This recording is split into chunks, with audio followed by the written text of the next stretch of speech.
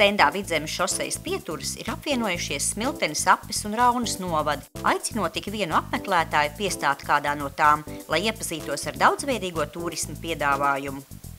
Mēs visi esam kaimiņi, un līdz ar to ar kaimiņiem arī jābūt ļoti labām attiecībām, un mēs tās attiecības veidojam ne tikai savā ikdienas darbā, bet arī veidojam sadarbībā turisma jomās, jo ja mēs pie sevis aicināsim vienu, tad aicinām arī atbraukt pie saviem kaimiņiem un apstīties to, kas notiek turisma jomā gan mūsu novadā, Smiltenes novadā, gan arī tas, kas notiek mūsu kaimiņu novados, Apes un Raunas novados. Ir izveidota jauna Vidzemes šosejas pieturas karte, kurā ir iekļautas Raunas, Smiltenes un Apes novada pieturas gardēžiem, kā arī aktīvās atpūtas cienītājiem. Kā jauns produkts ir arī Smiltenes velo maršruts, kas ir tapis tieši aktīvās atpūtas cienītājiem. Patreiz izstādē ir iespēja saņemt jau jauno velo maršruta karti. Iespēja izstādes laikā arī nobaudīt dažādus gardumus, kā piemēram Smiltenes sidra darītavas, karstvīnu, sijā ozola maizes piparkūkas, lauku mājas donas cepto maizīti un kaņepju aizdaru.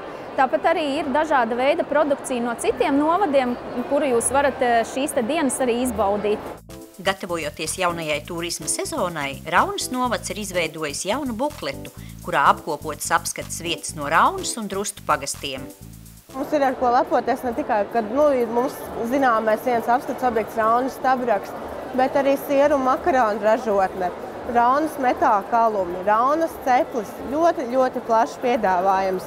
Mums ir šis Raunas padomu motocikls, kurš piedāvā izbizināt jebkuru interesantu par Raunas ielām.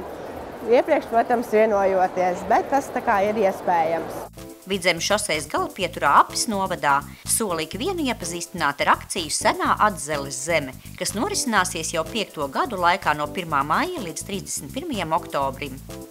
Ir izveidoti 5 maršruti. Izbraucot šos maršrutus var iepazīt gan pierobežas skaistumu, gan neseno pagātni, gan pilis un muižas, gan lauku labumus, gan to, cik skaista ir daba. Šogad mums, tāpat kā katru gadu, Gaujienu piedziedās un pieskandinās vītolēni.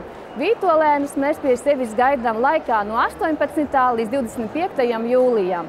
Vītolēnu nometnes noslēgumā neiztrūkstošas ir Jāzepa Vītola mūzikas dienas. Dodoties pa Vidzemes šoseju garām Raunai, garām Smiltenei, jūs nokļūsiet Apē. Tā ir viena no mazākajām Latvijas pilsētiņām, bet ļoti interesanti ar savu bagāto kultūru vēsturi, ar savu interesanto daudzveidīgo dabu, un es domāju, ka noteikti visiem patiks iegriezties Apes pilsētas vēsturiskajā centrā, kur gan bruģēto ielu jūs redzēsiet, gan arī vienu no jaunākajām Latvijas baznīcām. Visiem tiem, kas vēl līdz šim nav bijuši Smiltenes novadā, ka šis gads ir pēdējais gads, kad tas noteikti ir jāizmanto un jāatbrauc.